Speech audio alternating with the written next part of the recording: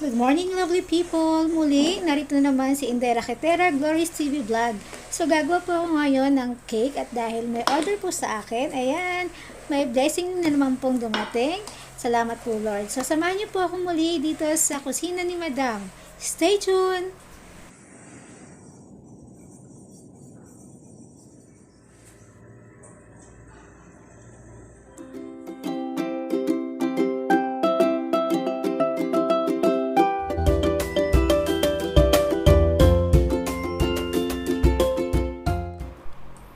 Hello, lovely peeps! So, simple lang po ang cake ng gusto ni client. Isang maliit lang na cake na para lang ma-celebrate niya ang kanyang birthday. At shout out po sa aking kaibigan na nag-refer sa akin doon sa kanyang kaibigan na kliyente ko po ngayon dito sa cake na to. Dahil sa kanya, meron po akong racket uli. So, ayan po, stay tuned po tayo. Gagawa po tayo ng simpleng cake para sa ating magandang kliyente.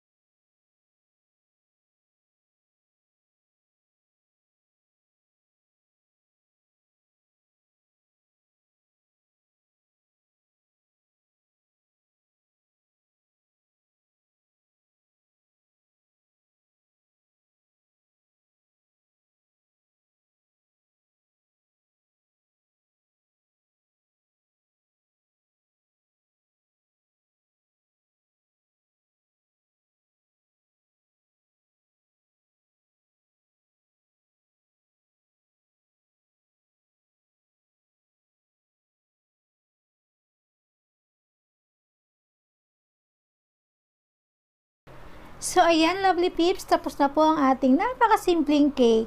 Ayan, meron pang extra na tao-tao. So, ginawa ko rin po yan. So, ang ating simpleng cake pero wrap, naglagay pa ako ng additional na pailaw.